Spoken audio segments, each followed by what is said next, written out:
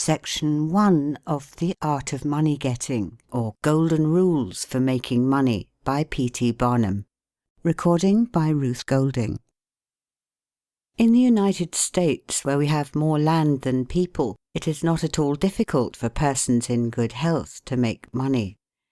In this comparatively new field, there are so many avenues of success open, so many vocations which are not crowded, that any person of either sex who is willing, at least for the time being, to engage in any respectable occupation that offers, may find lucrative employment. Those who really desire to attain an independence have only to set their minds upon it and adopt the proper means, as they do in regard to any other object which they wish to accomplish, and the thing is easily done. But however easy it may be found to make money, I have no doubt many of my hearers will agree it is the most difficult thing in the world to keep it. The road to wealth is, as Dr. Franklin truly says, as plain as the road to the mill. It consists simply in expending less than we earn. That seems to be a very simple problem. Mr. Micawber, one of those happy creations of the genial Dickens, puts the case in a strong light when he says that to have annual income of £20 per annum and spend £20 and sixpence is to be the most miserable of men, whereas to have an income of only £20 and spend but £19 and sixpence is to be the happiest of mortals. Many of my readers may say, "We understand this. This is economy, and we know economy is wealth. We know we can't eat our cake and keep it also." Yet I beg to say that perhaps more cases of failure arise from mistakes on this point than almost any other. The fact is, many people think they understand economy when they really do not. True economy is misapprehended, and people go through life without properly comprehending what that principle is. One says, "I have an income of so much, and here is my neighbour who has the same. Yet every year he gets something ahead and I fall short. Why is it? I know all about economy." He thinks he does, but he does not. There are men who think that economy consists in saving cheese parings and candle ends, in cutting off 2p from the laundress bill, and doing all sorts of little mean, dirty things. Economy is not meanness. The misfortune is also that this class of persons let their economy apply in only one direction. They fancy they are so wonderfully economical in saving a halfpenny when they ought to spend 2p that they think they can afford to squander in other directions. A few years ago, before kerosene oil was discovered or thought of, one might stop overnight at almost any farmer's house in the agricultural districts and get a very good supper, but after supper he might attempt to read in the sitting-room and would find it impossible with the inefficient light of one candle. The hostess, seeing his dilemma, would say, "It is rather difficult to read here evenings. The proverb says you must have a ship at sea in order to be able to burn 2 candles at once. We never have an extra candle except on extra occasions." These extra occasions occur perhaps twice a year. In this way the good woman saves $5, $6, or $10 in that time. But the information which might be derived from having the extra light would, of course, far outweigh a ton of candles. But the trouble does not end here. Feeling that she is so economical in tallow candles, she thinks she can afford to go frequently to the village and spend $20 or $30 for ribbons and furbelows, many of which are not necessary. This false connote may frequently be seen in men of business, and in those instances it often runs to writing paper. You find good business men who save all the old envelopes and scraps, and would not tear a new sheet of paper if they could avoid it for the world. This is all very well, They may in this way save $5 or $10 a year, but being so economical, only in notepaper, they think they can afford to waste time, to have expensive parties, and to drive their carriages. This is an illustration of Dr. Franklin's saving at the spigot and wasting at the bunghole, penny wise and pound foolish. Punch, in speaking of this one-idea class of people, says, they are like the man who bought a penny herring for his family's dinner and then hired a coach and four to take it home. I never knew a man to succeed by practicing this kind of economy. True economy consists in always making the income exceed the outgo. Wear the old clothes a little longer if necessary. Dispense with the new pair of gloves. Mend the old dress. Live on plainer food if need be. So that under all circumstances, unless some unforeseen accident occurs, there will be a margin in favour of the income. A penny here and a dollar there, placed at interest, goes on accumulating, and in this way the desired result is attained. It requires some training, perhaps, to accomplish this economy, but when once used to it, you will find there is more satisfaction in rational saving than in irrational spending. Here is a recipe which I recommend. I have found it to work an excellent cure for extravagance, and especially for mistaken economy.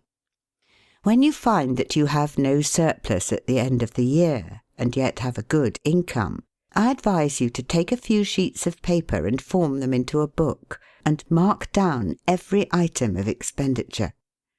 Post it every day or week in 2 columns, one headed Necessaries or even Comforts, and the other headed Luxuries, and you will find that the latter column will be double, treble, and frequently 10 times greater than the former. The real comforts of life cost but a small portion of what most of us can earn. Dr. Franklin says, quote, "It is the eyes of others and not our own eyes which ruin us. If all the world were blind except myself, I should not care for fine clothes or furniture." End quote. It is the fear of what Mrs. Grundy may say that keeps the noses of many worthy families to the grindstone. In America, many persons like to repeat, "We are all free and equal," but it is a great mistake in more senses than one. That we are born free and equal is a glorious truth in one sense. Yet we are not all born equally rich, and we never shall be.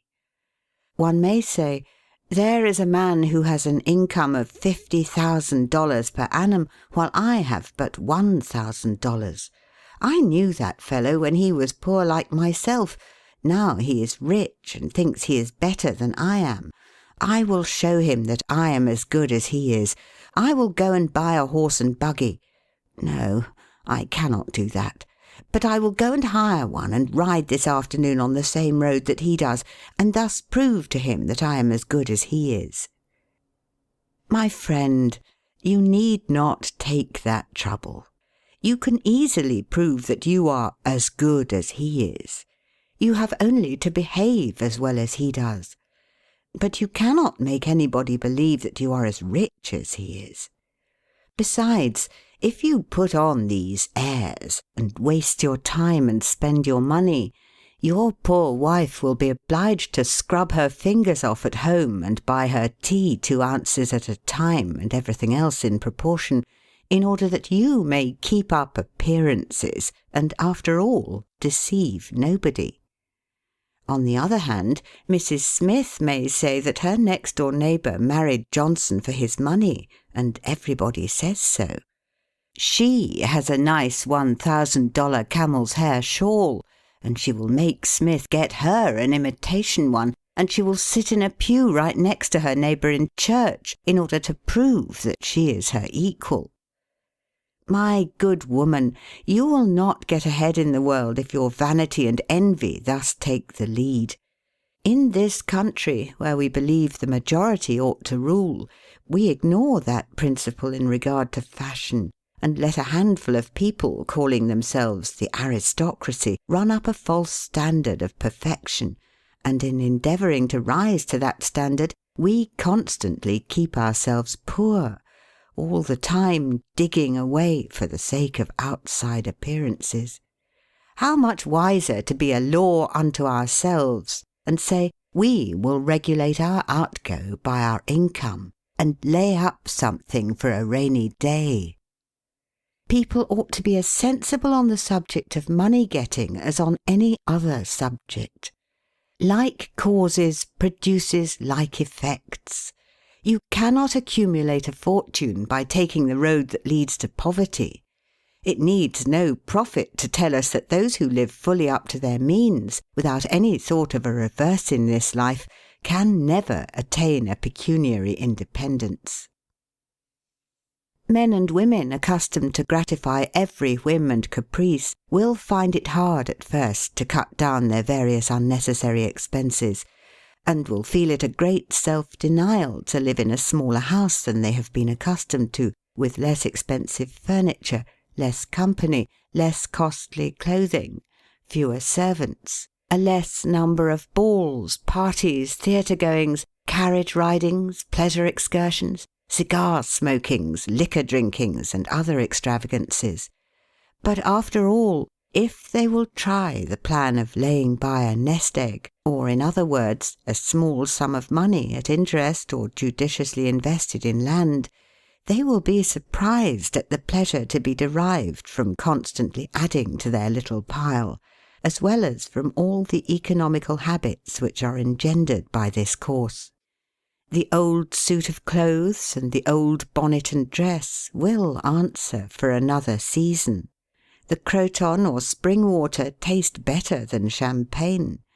A cold bath and a brisk walk will prove more exhilarating than a ride in the finest coach. A social chat, an evening's reading in the family circle, or an hour's play of hunt the slipper and blind man's buff will be far more pleasant than a $50 or $500 party, when the reflection on the difference in cost is indulged in by those who begin to know the pleasures of saving. Thousands of men are kept poor, and tens of thousands are made so after they have acquired quite sufficient to support them well through life, in consequence of laying their plans of living on too broad a platform. Some families expend $20,000 per annum, and some much more, and would scarcely know how to live on less, while others secure more solid enjoyment frequently on a 20th part of that amount. Prosperity is a more severe ordeal than adversity, especially sudden prosperity. Easy come, easy go is an old and true proverb.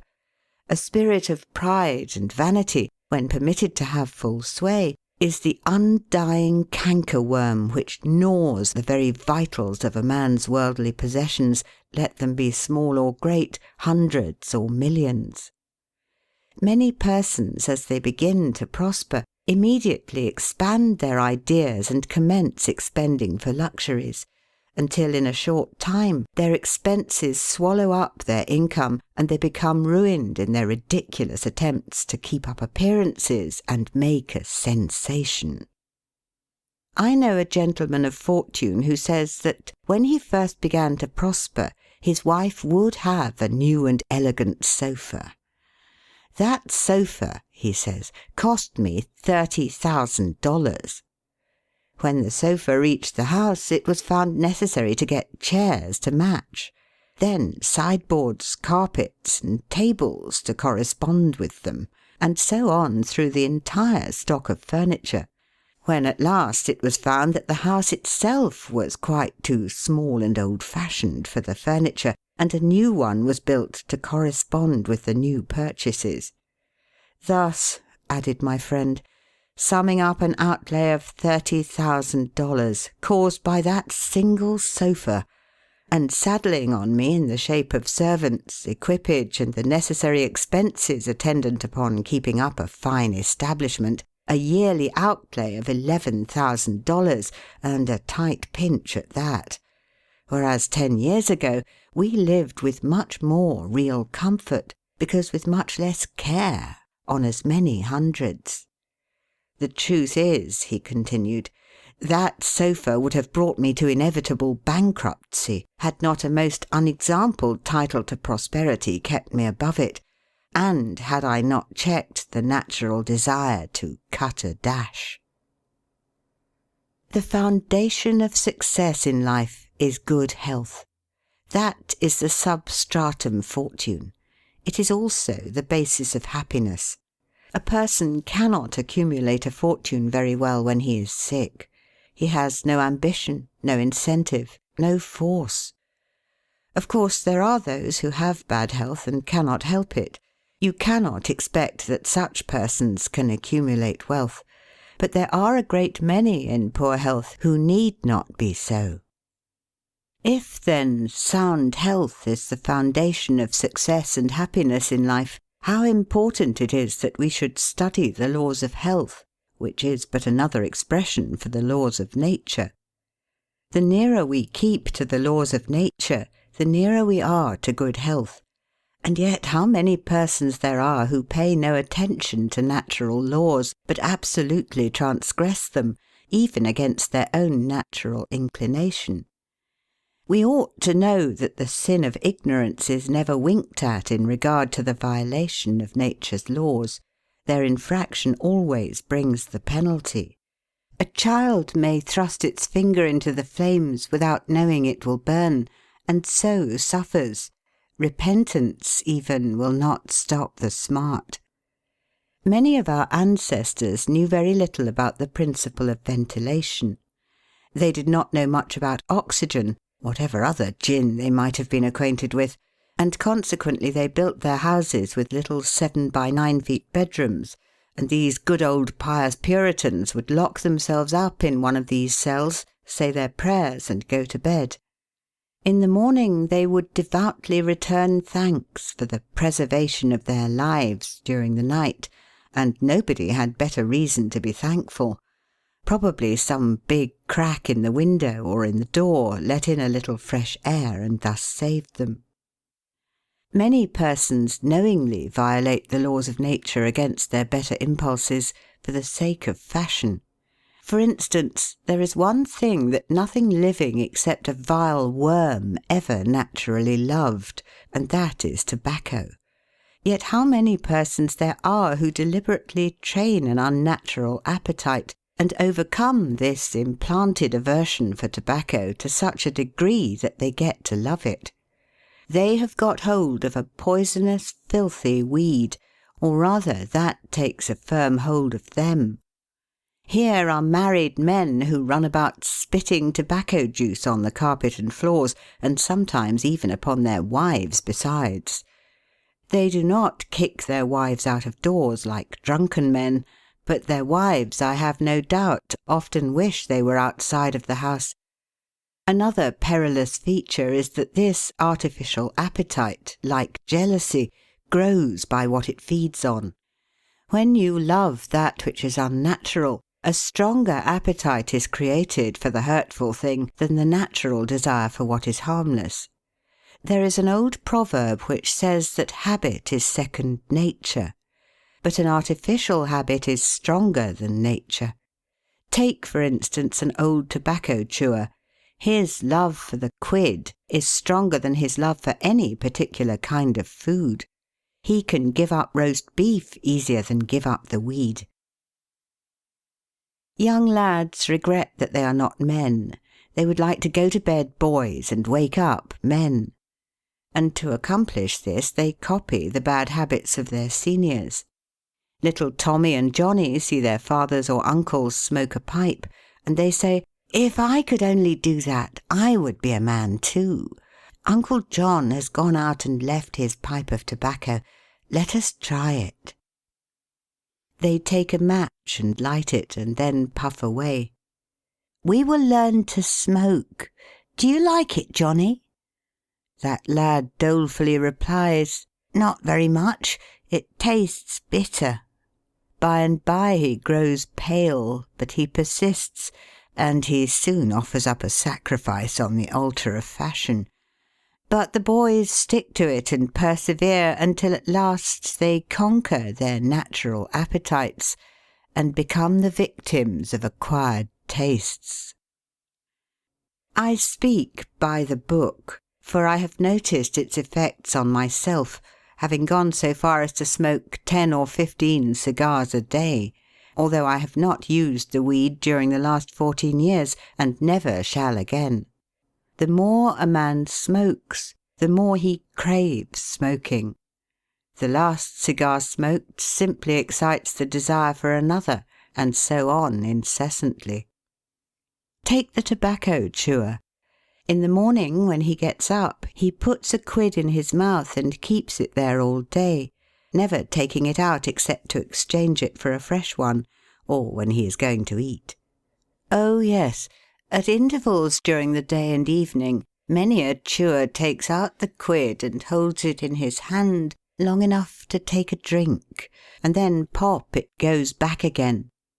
This simply proves that the appetite for rum is even stronger than that for tobacco.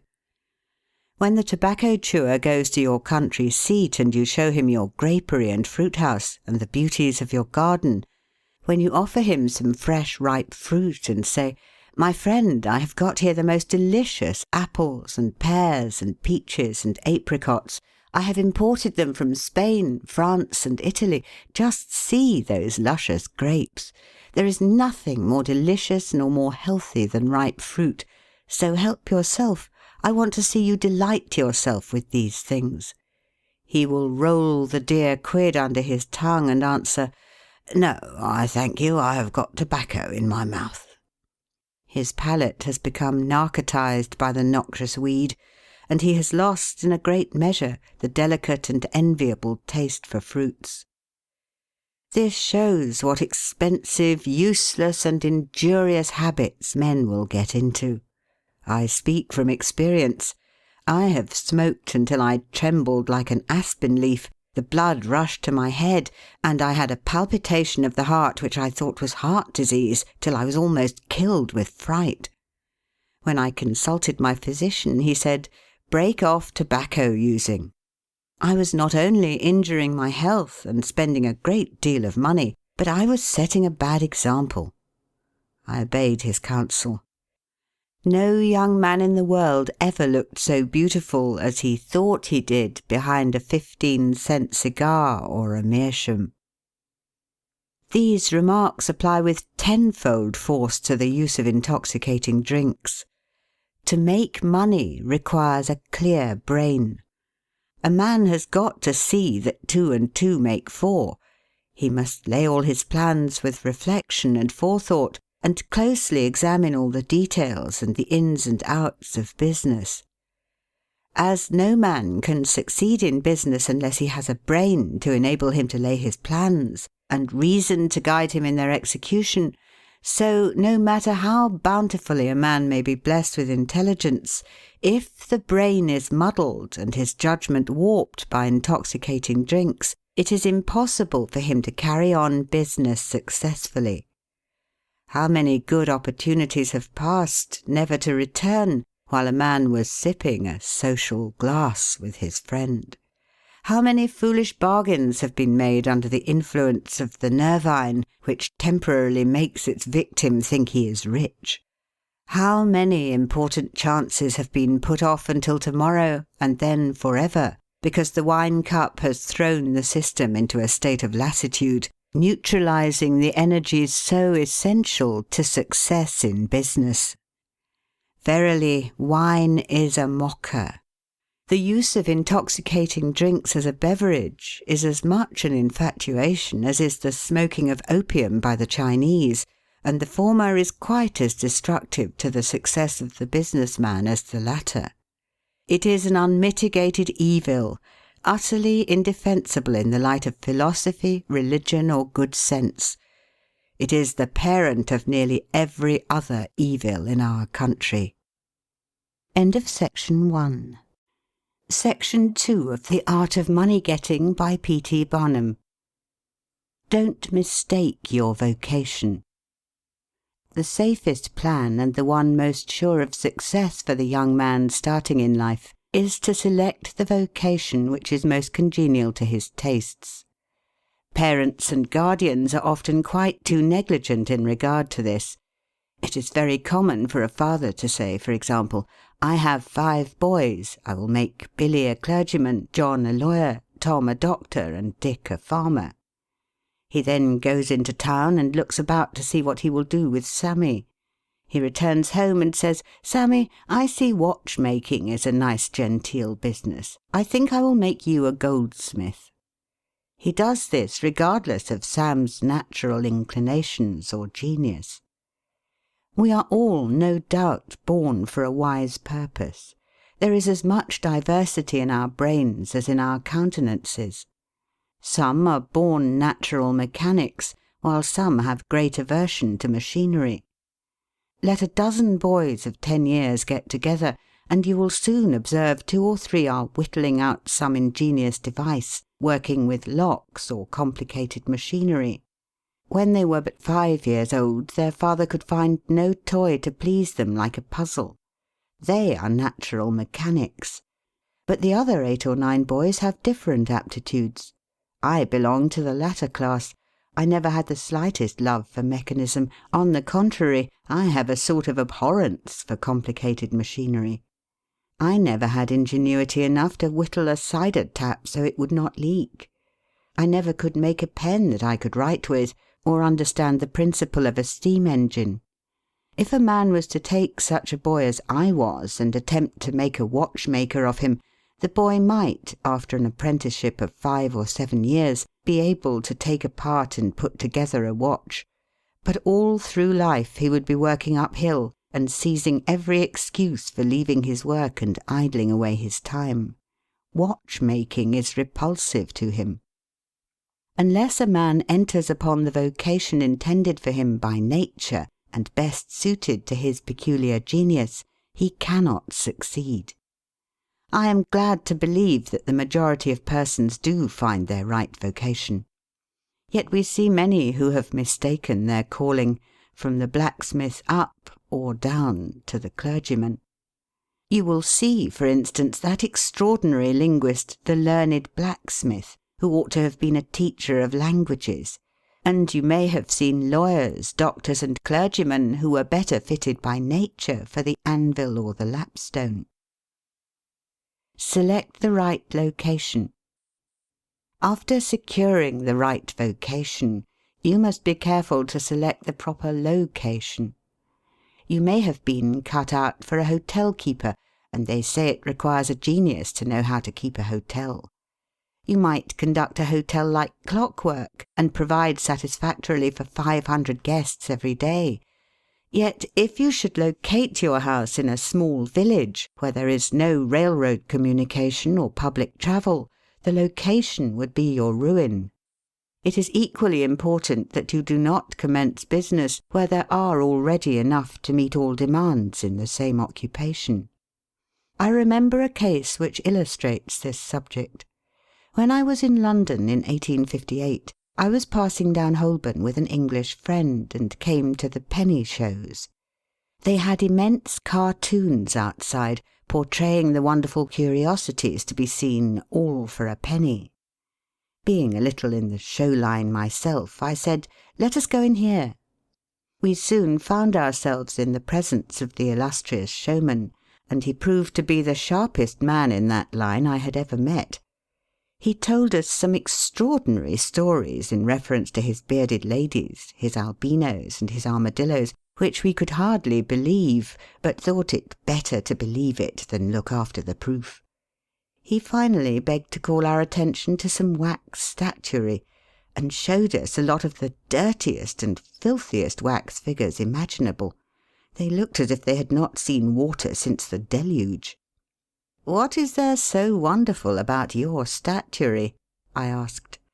"I beg you not to speak so satirically," he replied. "Sir, these are not Madame Tussaud's wax figures, all covered with gilt and tinsel and imitation diamonds, and copied from engravings and photographs. Mine, sir, were taken from life. Whenever you look upon one of those figures, you may consider that you are looking upon the living individual." Glancing casually at them, I saw one labelled Henry VIII, and feeling a little curious upon seeing that it looked like Calvin Edson, the living skeleton, I said, "Do you call that Henry VIII?" He replied, "Certainly, sir. It was taken from life at Hampton Court by special order of His Majesty on such a day." He would have given the hour of the day if I had insisted. I said, "Everybody knows that Henry VIII was a great stout old king, and that figure is lean and lank. What do you say to that?" "Why," he replied, "you would be lean and lank yourself if you sat there as long as he has." There was no resisting such arguments. I said to my English friend, "Let us go out. Do not tell him who I am. I show the white feather. He beats me." He followed us to the door, and seeing the rabble in the street, he called out, "Ladies and gentlemen, I beg to draw your attention to the respectable character of my visitors," pointing to us as we walked away. I called upon him a couple of days afterwards, told him who I was, and said, "My friend, you are an excellent showman, but you have selected a bad location." He replied, "This is true, sir. I feel that all my talents are thrown away. But what can I do?" "You can go to America," I replied. "You can give full play to your faculties over there. You will find plenty of elbow room in America. I will engage you for 2 years. After that you'll be able to go on your own account." He accepted my offer, and remained 2 years in my New York museum. He then went to New Orleans, and carried on a travelling show business during the summer. Today he is worth $60,000, simply because he selected the right vocation and also secured the proper location. The old proverb says, 3 removes are as bad as a fire. But when a man is in the fire, it matters but little how soon or how often he removes. Avoid debt. Young men starting in life should avoid running into debt. There is scarcely anything that drags a person down like debt. It is a slavish position to get in, yet we find many a young man hardly out of his teens running in debt. He meets a chum and says, "Look at this, I have got trusted for a new suit of clothes." He seems to look upon the clothes as so much given to him. Well, it frequently is so, but if he succeeds in paying and then gets trusted again, he is adopting a habit which will keep him in poverty through life. Debt robs a man of his self-respect and makes him almost despise himself. Grunting and groaning and working for what he has eaten up or worn out, and now, when he is called upon to pay up, he has nothing to show for his money, this is properly termed working for a dead horse. I do not speak of merchants buying and selling on credit, or of those who buy on credit in order to turn the purchase to a profit. The old Quaker said to his farmer son, "John, never get trusted, but if thee gets trusted for anything, let it be for manure, because that will help thee pay it back again." Mr. Beecher advised young men to get in debt if they could to a small amount in the purchase of land in the country districts. If a young man, he says, will only get in debt for some land and then get married, these 2 things will keep him straight, or nothing will. This may be safe to a limited extent, but getting in debt for what you eat and drink and wear is to be avoided. Some families have a foolish habit of getting credit at the stores, and thus frequently purchase many things which might have been dispensed with. It is all very well to say, "I have got trusted for 60 days, and if I don't have the money, the creditor will think nothing about it." There is no class of people in the world who have such good memories as creditors. When the 60 days run out, you will have to pay. If you do not pay, you will break your promise, and probably resort to a falsehood. You may make some excuse or get in debt elsewhere to pay it, but that only involves you the deeper. A good-looking, lazy young fellow was the apprentice boy Horatio. His employer said, "Horatio, did you ever see a snail?" "I think I have," he drawled out. "You must have met him then, for I'm sure you never overtook one," said the boss. Your creditor will meet you or overtake you and say, "Now, my young friend, you agreed to pay me. You have not done it. You must give me your note." You give the note on interest, and it commences working against you. It is a dead horse. The creditor goes to bed at night and wakes up in the morning better off than when he retired to bed, because his interest has increased during the night. But you grow poorer while you are sleeping, for the interest is accumulating against you. Money is in some respects like fire. It is a very excellent servant, but a terrible master. When you have it mastering you, when interest is constantly piling up against you, it will keep you down in the worst kind of slavery. But let money work for you, and you have the most devoted servant in the world. It is no eye-servant. There is nothing animate or inanimate that will work so faithfully as money when placed at interest, well secured. It works night and day, and in wet or dry weather. I was born in the Blue Law State of Connecticut, where the old Puritans had laws so rigid that it was said they fined a man for kissing his wife on Sunday. Yet these rich old Puritans would have thousands of dollars at interest, and on Saturday night would be worth a certain amount. On Sunday they would go to church and perform all the duties of a Christian. On waking up on Monday morning, they would find themselves considerably richer than the Saturday night previous, simply because their money placed at interest had worked faithfully for them all day Sunday, according to law. Do not let it work against you. If you do, there is no chance for success in life so far as money is concerned. John Randolph, the eccentric Virginian, once exclaimed in Congress, "Mr. Speaker, I have discovered the philosopher's stone. Pay as you go." This is indeed nearer to the philosopher's stone than any alchemist has ever yet arrived. Persevere. When a man is in the right path, he must persevere. I speak of this because there are some persons who are born tired, naturally lazy and possessing no self-reliance and no perseverance. But they can cultivate these qualities, as Davy Crockett said, "This thing remember when I am dead, be sure you are right, then go ahead." It is this go-aheaditiveness, this determination not to let the horrors or the blues take possession of you so as to make you relax your energies in the struggle for independence, which you must cultivate.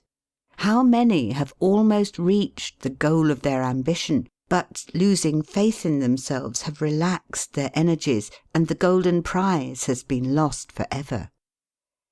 It is, no doubt, often true, as Shakespeare says, "There is a tide in the affairs of men, which, taken at the flood, leads on to fortune." If you hesitate, some bolder hand will stretch out before you and get the prize.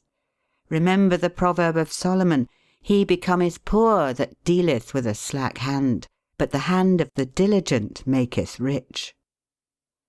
Perseverance is sometimes but another word for self-reliance. Many persons naturally look on the dark side of life and borrow trouble. They are born so. Then they ask for advice, and they will be governed by one wind and blown by another, and cannot rely upon themselves. Until you can get so that you can rely upon yourself, you need not expect to succeed. I have known men personally who have met with pecuniary reverses and absolutely committed suicide because they thought they could never overcome their misfortune.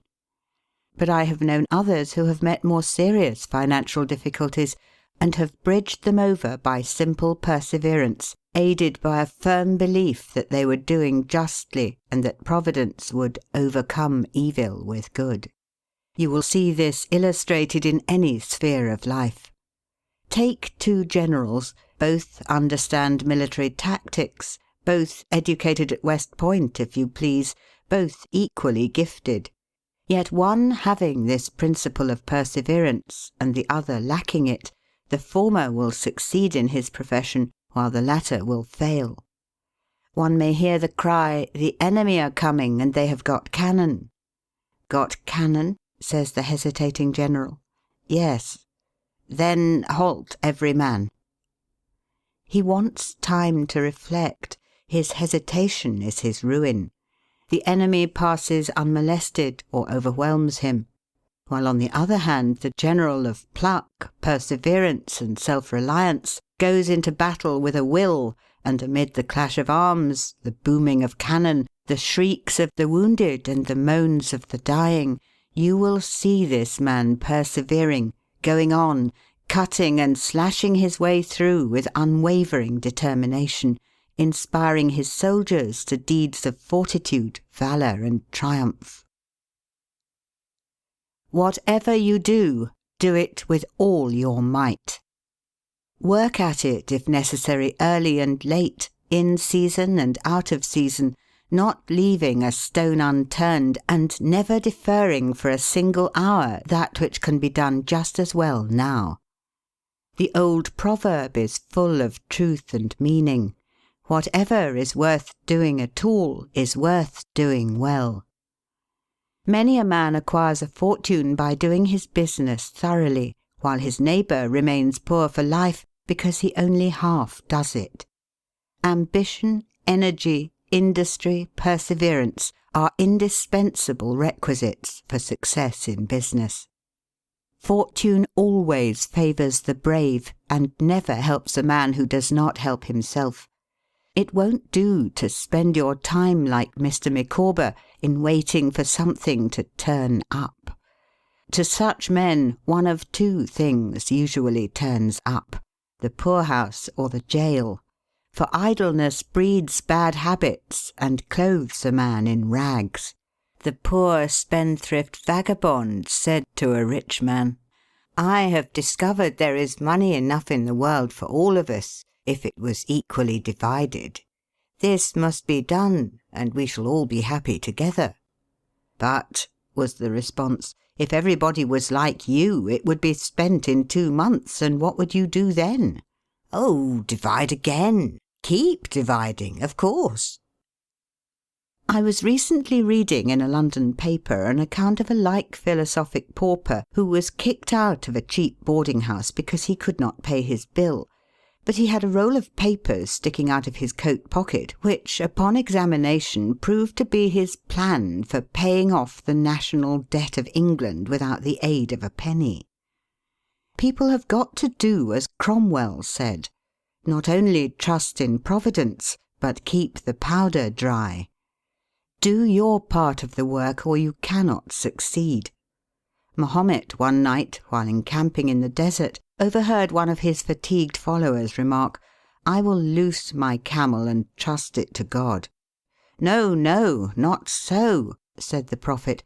"Tie thy camel and trust it to God." Do all you can for yourselves, and then trust to Providence or luck or whatever you please to call it for the rest. Depend upon your own personal exertions. The eye of the employer is often worth more than the hands of a dozen employees. In the nature of things, an agent cannot be so faithful to his employer as to himself. Many who are employers will call to mind instances where the best employees have overlooked important points which could not have escaped their own observation as a proprietor. No man has a right to expect to succeed in life unless he understands his business, and nobody can understand his business thoroughly unless he learns it by personal application and experience. A man may be a manufacturer, He has got to learn the many details of his business personally. He will learn something every day, and he will find he will make mistakes nearly every day. And these very mistakes are helps to him in the way of experiences, if he but heeds them. He will be like the Yankee tin peddler, who, having been cheated as to quality in the purchase of his merchandise, said, "All right, there's a little information to be gained every day. I will never be cheated in that way again." Thus a man buys his experience, and it is the best kind if not purchased at too dear a rate. I hold that every man should, like Cuvier, the French naturalist, thoroughly know his business. So proficient was he in the study of natural history that you might bring to him the bone or even a section of a bone of an animal which he had never seen described, and, reasoning from analogy, he would be able to draw a picture of the object from which the bone had been taken. On one occasion his students attempted to deceive him. They rolled one of their number in a cow skin and put him under the professor's table as a new specimen. When the philosopher came into the room, some of the students asked him what animal it was. Suddenly the animal said, "I am the devil, and I am going to eat you." It was but natural that Cuvier should desire to classify this creature, and examining it intently, he said, "Divided hoof, graminivorous. It cannot be done." He knew that an animal with a split hoof must live upon grass and grain or other kind of vegetation, and would not be inclined to eat flesh, dead or alive, so he considered himself perfectly safe. The possession of a perfect knowledge of your business is an absolute necessity in order to ensure success. Among the maxims of the elder Rothschild was one, an apparent paradox: "Be cautious and bold." This seems to be a contradiction in terms, but it is not, and there is great wisdom in the maxim. It is, in fact, a condensed statement of what I have already said. It is to say, you must exercise your caution in laying your plans, but be bold in carrying them out. A man who is all caution will never dare to take hold and be successful, and a man who is all boldness is merely reckless and must eventually fail. A man may go on 'change and make $50,000 or $100,000 in speculating in stocks at a single operation, but if he has simple boldness without caution, it is mere chance, and what he gains today he will lose tomorrow. You must have both the caution and the boldness to ensure success. The Rothschilds have another maxim: never have anything to do with an unlucky man or place.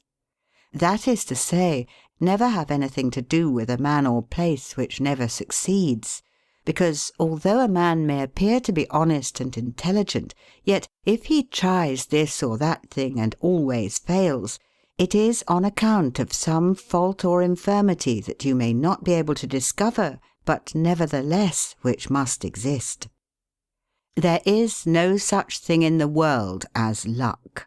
There never was a man who could go out in the morning and find a purse full of gold in the street today, and another tomorrow, and so on, day after day. He may do so once in his life, but so far as mere luck is concerned, he is as liable to lose it as to find it. Like causes produce like effects. If a man adopts the proper methods to be successful, luck will not prevent him. If he does not succeed, there are reasons for it, although perhaps he may not be able to see them. Use the best tools. Men in engaging employees should be careful to get the best. Understand, you cannot have two good tools to work with, and there is no tool you should be so particular about as living tools. If you get a good one, it is better to keep him than keep changing. He learns something every day, and you are benefited by the experience he acquires. He is worth more to you this year than last, and he is the last man to part with, provided his habits are good and he continues faithful. If, as he gets more valuable, he demands an exorbitant increase of salary, on the supposition that you can't do without him, let him go. Whenever I have such an employee, I always discharge him. First, to convince him that his place may be supplied, and second, because he is good for nothing if he thinks he is invaluable and cannot be spared. But I would keep him, if possible, in order to profit from the result of his experience. An important element in an employee is the brain. You can see bills up, hands wanted, but hands are not worth a great deal without heads. Mr. Beecher illustrates this in this wise. An employee offers his services by saying, "I have a pair of hands and one of my fingers thinks." "That is very good," says the employer. Another man comes along and says he has 2 fingers that think. "Ah, that is better." But a third calls in and says that all his fingers and thumbs think. That is better still. Finally, another steps in and says, "I have a brain that thinks. I think all over. I am a thinking as well as a working man." "You are the man I want," says the delighted employer. Those men who have brains and experience are therefore the most valuable and not to be readily parted with. It is better for them as well as yourself to keep them at reasonable advances in their salaries from time to time. Don't get above your business. Young men, after they get through their business training or apprenticeship, instead of pursuing their avocation and rising in their business, will often lie about doing nothing. They say, "I have learned my business, but I am not going to be a hireling. What is the object of learning my trade or profession unless I establish myself?" Have you capital to start with? No, but I am going to have it. How are you going to get it? I will tell you confidentially. I have a wealthy old aunt, and she will die pretty soon, but if she does not, I expect to find some rich old man who will lend me a few thousands to give me a start. If I only get the money to start with, I will do well. There is no greater mistake than when a young man believes he will succeed with borrowed money. Why? Because every man's experience coincides with that of Mr. Astor, who said it was more difficult for him to accumulate his first $1,000 than all the succeeding millions that made up his colossal fortune. Money is good for nothing unless you know the value of it by experience. Give a boy $20,000 and put him in business, and the chances are that he will lose every dollar of it before he is a year older. Like buying a ticket in the lottery and drawing a prize, it is easy come, easy go. He does not know the value of it. Nothing is worth anything unless it costs effort. Without self-denial and economy, patience and perseverance, and commencing with capital which you have not earned, you are not sure to succeed in accumulating. Young men, instead of waiting for dead men's shoes, should be up and doing, for there is no class of persons who are so unaccommodating in regard to dying as these rich old people, and it is fortunate for the expectant heirs that it is so. 9 out of 10 of the rich men of our country today started out in life as poor boys, with determined wills, industry, perseverance, economy, and good habits. They went on gradually, made their own money, and saved it, and this is the best way to acquire a fortune. Stephen Girard started life as a poor cabin boy and died worth $9 million. A.T. Stewart was a poor Irish boy. Now he pays taxes on $1.5 million of income per year. John Jacob Astor was a poor farmer boy and died worth 20 millions. Cornelius Vanderbilt began life rowing a boat from Staten Island to New York. Now he presents our government with a steamship worth $1 million, and he is worth 50 millions. There is no royal road to learning, says the proverb, And I may say it is equally true, there is no royal road to wealth.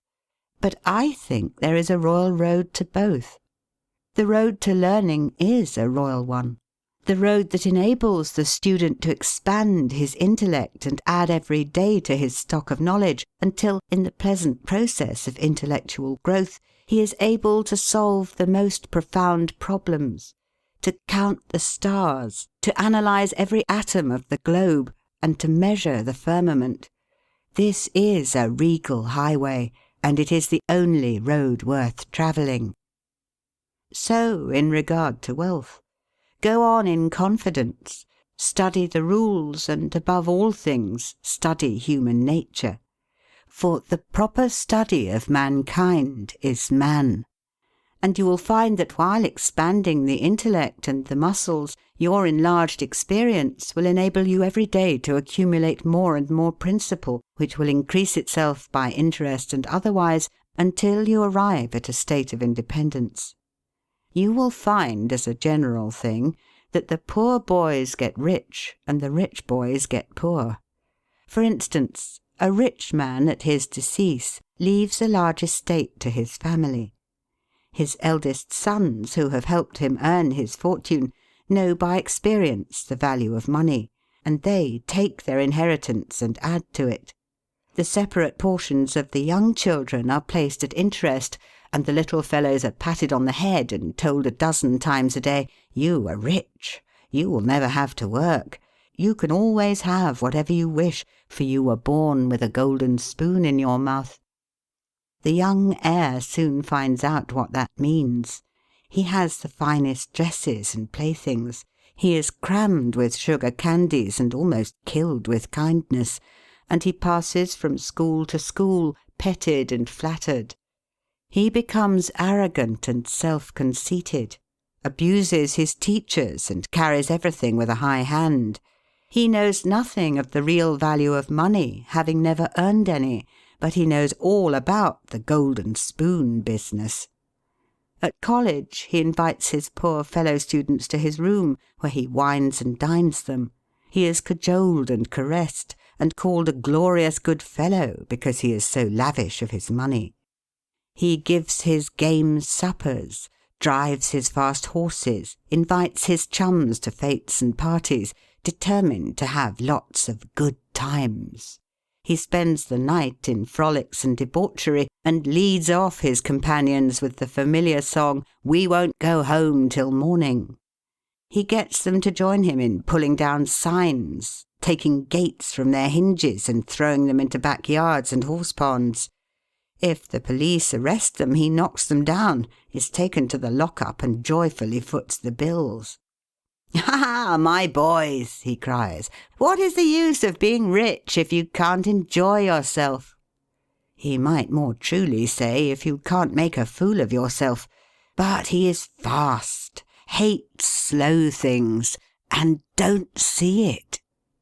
Young men loaded down with other people's money are almost sure to lose all they inherit, and they acquire all sorts of bad habits which in the majority of cases ruin them in health, purse, and character. In this country one generation follows another, and the poor of to-day are rich in the next generation, or the third. Their experience leads them on, and they become rich, and they leave vast riches to their young children. These children, having been reared in luxury, are inexperienced and get poor. And after long experience another generation comes on and gathers up riches again in turn. And thus history repeats itself. And happy is he who, by listening to the experience of others, avoids the rocks and shoals on which so many have been wrecked. In England the business makes the man. If a man in that country is a mechanic or working man, he is not recognised as a gentleman.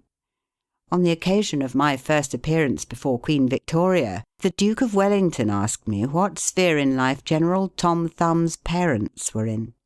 "His father is a carpenter," I replied.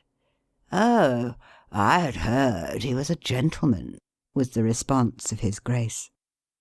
In this republican country, The man makes the business. No matter whether he is a blacksmith, a shoemaker, a farmer, banker, or lawyer, so long as his business is legitimate, he may be a gentleman. So any legitimate business is a double blessing. It helps the man engaged in it, and also helps others. The farmer supports his own family, but he also benefits the merchant or mechanic who needs the products of his farm. The tailor not only makes a living by his trade, but he also benefits the farmer, the clergyman, and others who cannot make their own clothing. But all these classes of men may be gentlemen. The great ambition should be to excel all others engaged in the same occupation. The college student who was about graduating said to an old lawyer, "I have not yet decided which profession I will follow. Is your profession full?" "The basement is much crowded, but there is plenty of room upstairs," was the witty and truthful reply. No profession, trade, or calling is overcrowded in the upper story. Wherever you find the most honest and intelligent merchant or banker, or the best lawyer, the best doctor, the best clergyman, the best shoemaker, carpenter, or anything else, that man is most sought for and has always enough to do. As a nation, Americans are too superficial. They are striving to get rich quickly, and do not generally do their business as substantially and thoroughly as they should. But whoever excels all others in his own line, if his habits are good and his integrity undoubted, cannot fail to secure abundant patronage and the wealth that naturally follows. Let your motto then always be Excelsior, for by living up to it there is no such word as fail. Learn something useful. Every man should make his son or daughter learn some useful trade or profession, so that in these days of changing fortunes, of being rich today and poor tomorrow, they may have something tangible to fall back upon. This provision might save many persons from misery who by some unexpected turn of fortune have lost all their means. End of Section 2. Section 3 of The Art of Money Getting by P.T. Barnum. Let hope predominate, but be not too visionary. Many persons are always kept poor because they are too visionary. Every project looks to them like certain success, and therefore they keep changing from one business to another, always in hot water, always under the harrow. The plan of counting the chickens before they are hatched is an error of ancient date, but it does not seem to improve by age.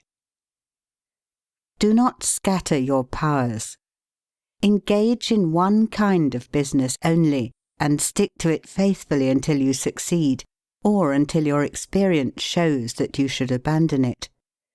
A constant hammering on one nail will generally drive it home at last, so that it can be clinched. When a man's undivided attention is centered on one object, his mind will constantly be suggesting improvements of value, which would escape him if his brain was occupied by a dozen different subjects at once. Many a fortune has slipped through a man's fingers because he was engaged in too many occupations at a time. There is good sense in the old caution against having too many irons in the fire at once. Be systematic. Men should be systematic in their business. A person who does business by rule, having a time and place for everything, doing his work promptly, will accomplish twice as much and with half the trouble of him who does it carelessly and slipshod. By introducing system into all your transactions, doing one thing at a time, always meeting appointments with punctuality, you find leisure for pastime and recreation, whereas the man who only half does one thing and then turns to something else and half does that will have his business at loose ends and will never know when his day's work is done, for it never will be done. Of course, there is a limit to all these rules. We must try to preserve the happy medium, for there is such a thing as being too systematic. There are men and women, for instance, who put away things so carefully that they can never find them again. It is too much like the red tape formality at Washington and Mr. Dickens' circumlocution office, all theory and no result. When the Astor House was first started in New York City, it was undoubtedly the best hotel in the country. The proprietors had learned a good deal in Europe regarding hotels, and the landlords were proud of the rigid system which pervaded every department of their great establishment. When 12 o'clock at night had arrived and there were a number of guests around, one of the proprietors would say, "Touch that bell, John," and in 2 minutes 60 servants, with a water bucket in each hand, would present themselves in the hall. "This," said the landlord, addressing his guests, "is our fire bell. It will show you we are quite safe here. We do everything systematically." This was before the Croton water was introduced into the city. But they sometimes carried their system too far. On one occasion, when the hotel was thronged with guests, one of the waiters was suddenly indisposed, and although there were 50 waiters in the hotel, the landlord thought he must have his full complement or his system would be interfered with. Just before dinner time he rushed downstairs and said, "There must be another waiter. I am 1 waiter short. What can I do?" He happened to see Boots, the Irishman. "Pat," said he, "wash your hands and face. Take that white apron and come into the dining room in 5 minutes." Presently Pat appeared as required, and the proprietor said, "Now, Pat, you must stand behind these 2 chairs and wait on the gentleman who will occupy them. Did you ever act as a waiter?" "I know all about it, sure, but I never did it." Like the Irish pilot, on one occasion when the captain, thinking he was considerably out of his course, asked, "Are you certain you understand what you are doing?" Pat replied, "Sure, and I knows every rock in the channel." That moment, bang thumped the vessel against a rock. "Ah, bejabers, and that is one of 'em," continued the pilot. But to return to the dining room. "Pat," said the landlord, "here we do everything systematically. You must first give the gentlemen each a plate of soup, and when they finish that, ask them what they will have next." Pat replied, "Ah, and I understand perfectly the virtues of system." Very soon in came the guests. The plates of soup were placed before them. One of Pat's 2 gentlemen ate his soup. The other did not care for it. He said, "Waiter, take this plate away and bring me some fish." Pat looked at the untasted plate of soup, and remembering the injunctions of the landlord in regard to system, replied, "Not till ye have ate your soup." Of course that was carrying system entirely too far. Read the newspapers. Always take a trustworthy newspaper, and thus keep thoroughly posted in regard to the transactions of the world. He who is without a newspaper is cut off from his species. In these days of telegraphs and steam, many important inventions and improvements in every branch of trade are being made, and he who don't consult the newspapers will soon find himself and his business left out in the cold. Beware of outside operations. We sometimes see men who have obtained fortunes suddenly become poor. In many cases this arises from intemperance, and often from gaming and other bad habits. Frequently it occurs because a man has been engaged in outside operations of some sort. When he gets rich in his legitimate business, he is told of a grand speculation where he can make a score of thousands. He is constantly flattered by his friends, who tell him that he is born lucky, that everything he touches turns into gold. Now, if he forgets that his economical habits, his rectitude of conduct, and a personal attention to a business which he understood caused his success in life, He will listen to the siren voices. He says, "I will put in $20,000. I have been lucky, and my good luck will soon bring me back $60,000. A few days elapse, and it is discovered he must put in $10,000 more. Soon after, he is told it is all right, but certain matters not foreseen require an advance of $20,000 more, which will bring him a rich harvest. But before the time comes around to realize, the bubble bursts. He loses all he is possessed of, and then he learns what he ought to have known at the first, that however successful a man may be in his own business, if he turns from that and engages in a business which he don't understand, he is like Samson when shorn of his locks. His strength has departed, and he becomes like other men. If a man has plenty of money, he ought to invest something in everything that appears to promise success and that will probably benefit mankind. But let the sums thus invested be moderate in amount, and never let a man foolishly jeopardize a fortune that he has earned in a legitimate way by investing it in things in which he has had no experience. Don't endorse without security. I hold that no man ought ever to endorse a note or become security for any man, be it his father or brother, to a greater extent than he can afford to lose and care nothing about, without taking good security. Here is a man that is worth $20,000. He is doing a thriving manufacturing or mercantile trade. You are retired and living on your money. He comes to you and says, "You are aware that I am worth $20,000 and don't owe a dollar. If I had $5,000 in cash, I could purchase a particular lot of goods and double my money in a couple of months. Will you endorse my note for that amount?" You reflect that he is worth $20,000, and you incur no risk by endorsing his note. You like to accommodate him, and you lend your name without taking the precaution of getting security. Shortly after, he shows you the note with your endorsement cancelled, and tells you, probably truly, that he made the profit that he expected by the operation.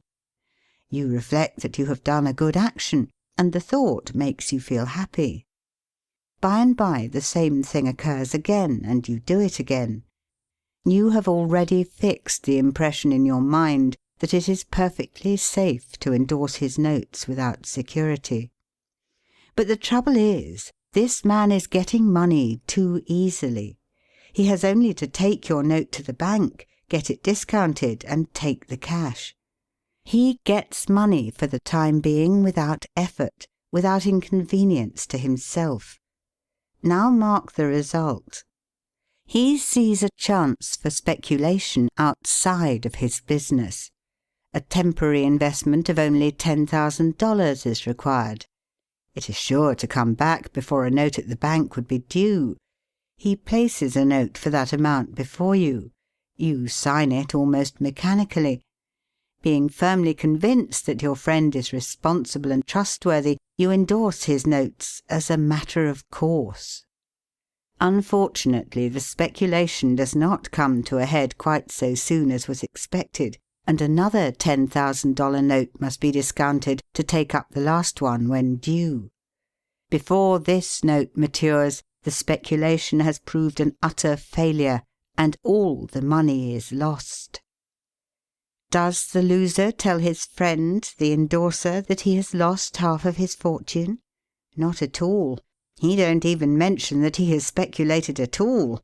But he has got excited. The spirit of speculation has seized him.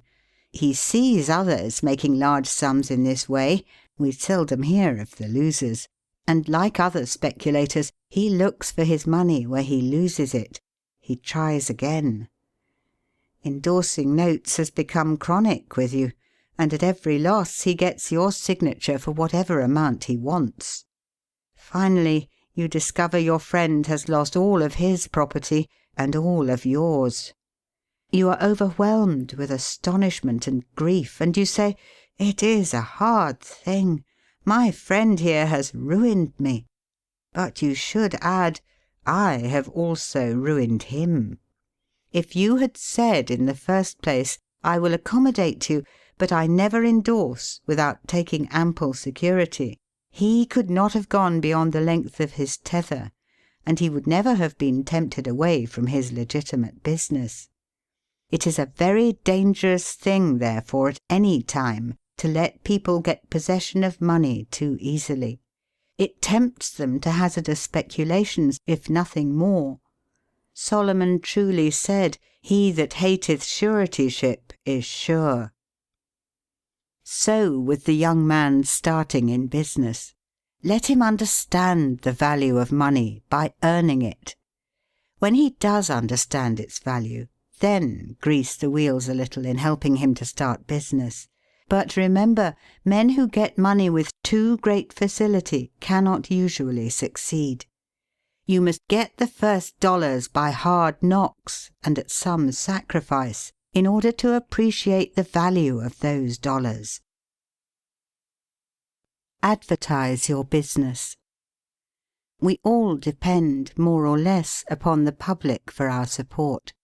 We all trade with the public: lawyers, doctors, shoemakers, artists, blacksmiths, showmen, opera singers, railroad presidents, and college professors. Those who deal with the public must be careful that their goods are valuable, that they are genuine and will give satisfaction. When you get an article which you know is going to please your customers, and that when they have tried it they will feel they have got their money's worth, then let the fact be known that you have got it. Be careful to advertise it in some shape or other, because it is evident that if a man has ever so good an article for sale and nobody knows it, it will bring him no return. In a country like this, where nearly everybody reads and where newspapers are issued and circulated in editions of 5,000 to 200,000, it would be very unwise if this channel was not taken advantage of to reach the public in advertising. A newspaper goes into the family and is read by wife and children as well as the head of the house. Hence hundreds and thousands of people may read your advertisement while you are attending to your routine business. Many, perhaps, read it while you are asleep. The whole philosophy of life is first sow, then reap. That is the way the farmer does. He plants his potatoes and corn and sows his grain, and then goes about something else, and the time comes when he reaps. But he never reaps first and sows afterwards. This principle applies to all kinds of business, and to nothing more eminently than to advertising. If a man has a genuine article, there is no way in which he can reap more advantageously than by sowing to the public in this way. He must, of course, have a really good article, and one which will please his customers. Anything spurious will not succeed permanently, because the public is wiser than many imagine. Men and women are selfish, and we all prefer purchasing where we can get the most for our money, and we try to find out where we can most surely do so.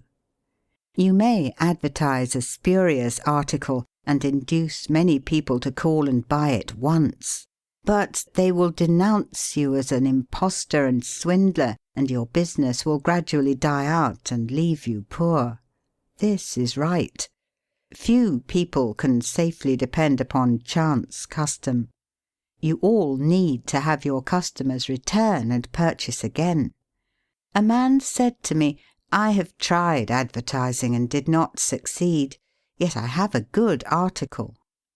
I replied, "My friend, there may be exceptions to a general rule, but how do you advertise?" "I put it in a weekly newspaper 3 times and paid $1.50 for it." I replied, "Sir, advertising is like learning. A little is a dangerous thing." A French writer says that the reader of a newspaper does not see the first insertion of an ordinary advertisement. The second insertion he sees but does not read. The third insertion he reads. The fourth insertion he looks at the price. The fifth insertion he speaks of it to his wife. The sixth insertion he is ready to purchase. And the seventh insertion he purchases. Your object in advertising is to make the public understand what you have got to sell.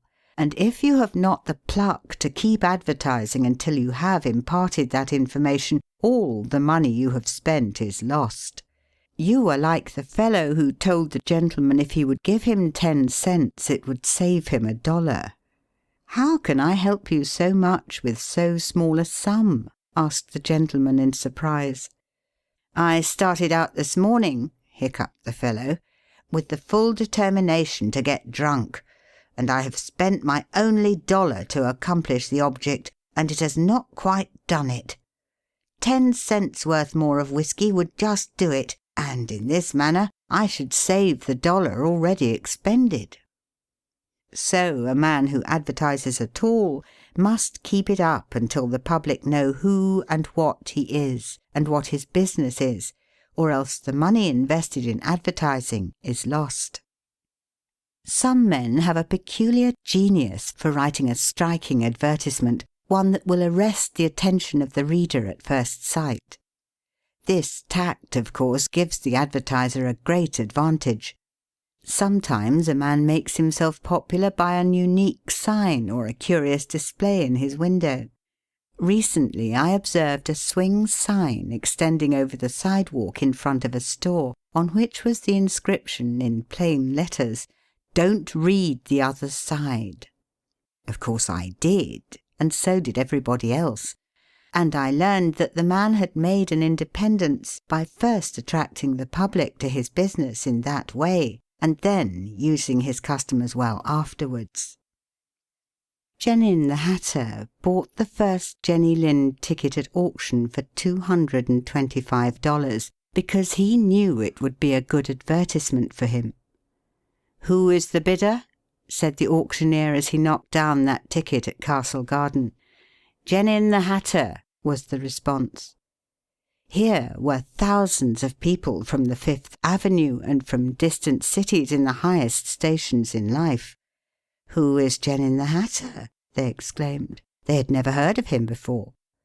The next morning the newspapers and telegraph had circulated the facts from Maine to Texas, and from 5 to 10 millions of people had read that the tickets sold at auction for Jenny Lind's first concert amounted to about $20,000, and that a single ticket was sold at $225 to Genin the Hatter. Men throughout the country involuntarily took off their hats to see if they had a Genin hat on their heads. At a town in Iowa it was found that in the crowd around the post office there was one man who had a Genin hat, and he showed it in triumph, although it was worn out and not worth 2 cents. "Why," one man exclaimed, "you have a real Genin hat. What a lucky fellow you are." Another man said, "Hang on to that hat. It will be a valuable heirloom in your family." Still another man in the crowd, who seemed to envy the possessor of this good fortune, said, "Come, give us all a chance. Put it up at auction." He did so, and it was sold as a keepsake for $9.50. What was the consequence to Mr. Genin? He sold 10,000 extra hats per annum the first 6 years.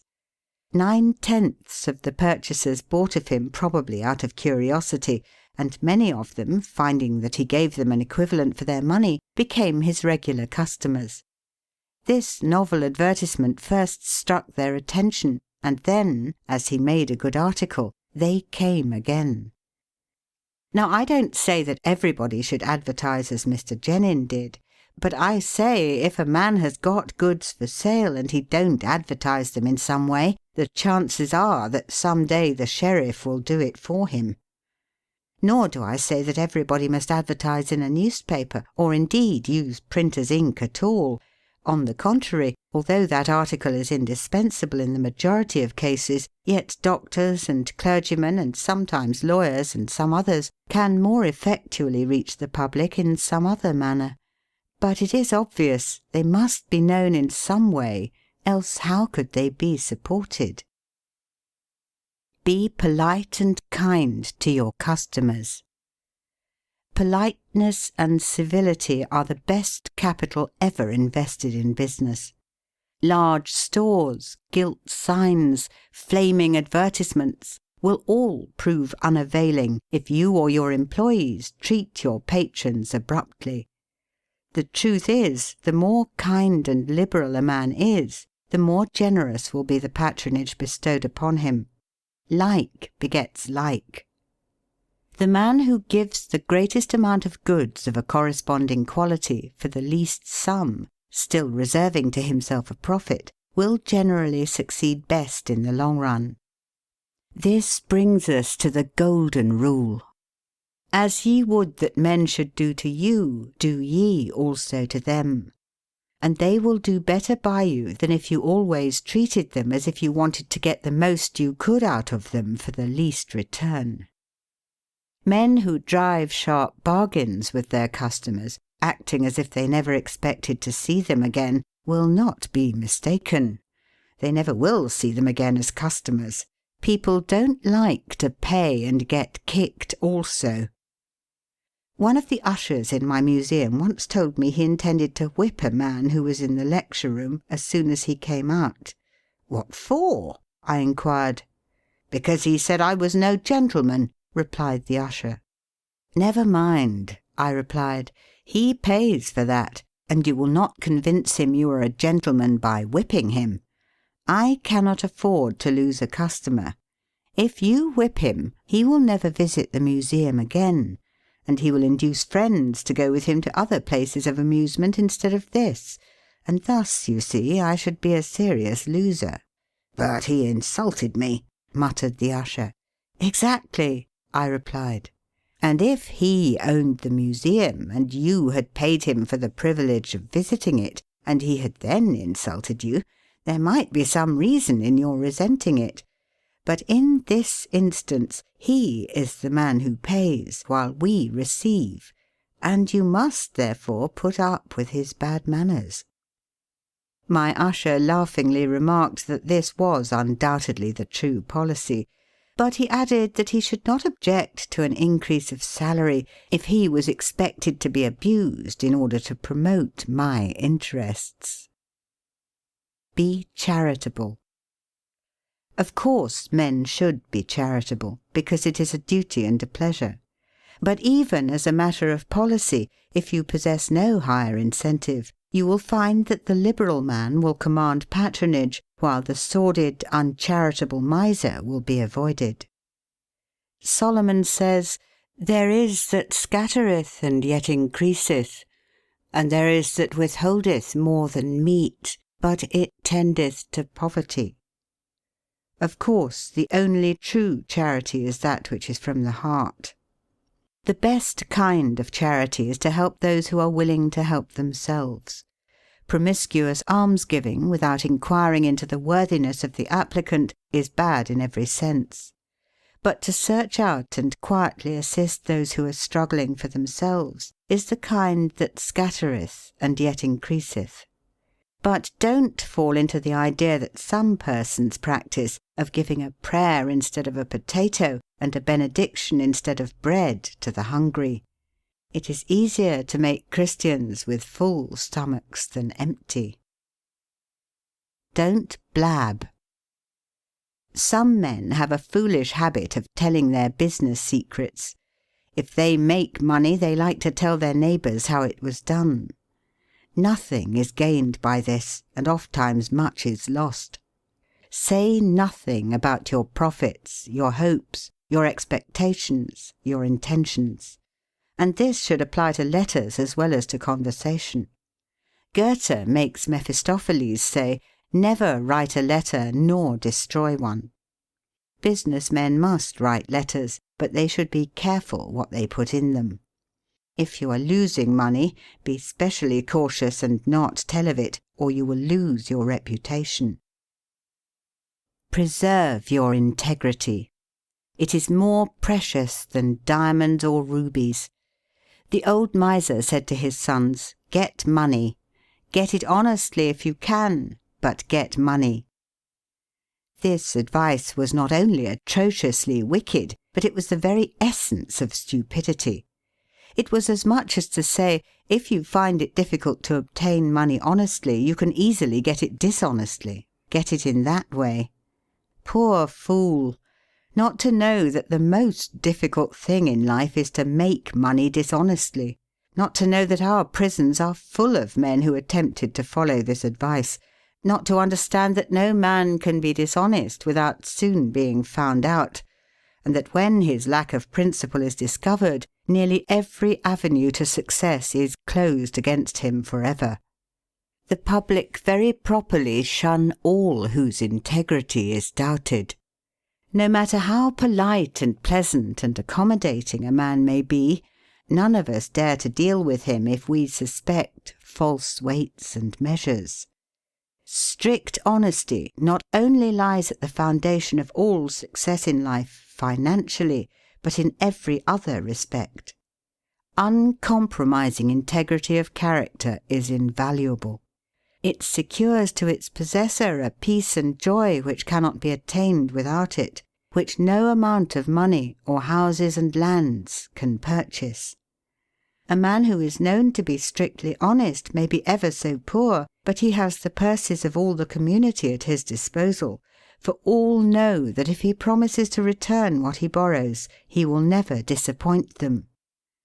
As a mere matter of selfishness, therefore, if a man had no higher motive for being honest, all will find that the maxim of Dr. Franklin can never fail to be true, that honesty is the best policy. To get rich is not always equivalent to being successful. There are many rich poor men, while there are many others, honest and devout men and women, who have never possessed so much money as some rich persons squander in a week, but who are nevertheless really richer and happier than any man can ever be while he is a transgressor of the higher laws of his being. The inordinate love of money, no doubt, may be and is the root of all evil, but money itself, when properly used, is not only a handy thing to have in the house, but affords the gratification of blessing our race by enabling its possessor to enlarge the scope of human happiness and human influence.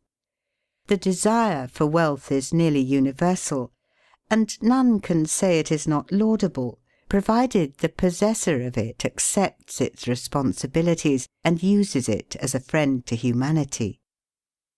The history of money-getting, which is commerce, is a history of civilization, and wherever trade has flourished most, there too have art and science produced the noblest fruits. In fact, as a general thing, money-getters are the benefactors of our race. To them, in a great measure, are we indebted for our institutions of learning and of art, our academies, colleges, and churches. It is no argument against the desire for, or the possession of wealth, to say that there are sometimes misers who hoard money only for the sake of hoarding, and who have no higher aspiration than to grasp everything which comes within their reach. As we have sometimes hypocrites in religion and demagogues in politics, so there are occasionally misers among money-getters. These, however, are only exceptions to the general rule. But when, in this country, we find such a nuisance and stumbling block as a miser, we remember with gratitude that in America we have no laws of primogeniture, and that in the due course of nature the time will come when the hoarded dust will be scattered for the benefit of mankind. To all men and women, therefore, do I conscientiously say, make money honestly and not otherwise, for Shakespeare has truly said, "He that wants money, means, and content is without 3 good friends." End of The Art of Money Getting, or Golden Rules for Making Money, by P. T. Barnum. Read by Ruth Golding.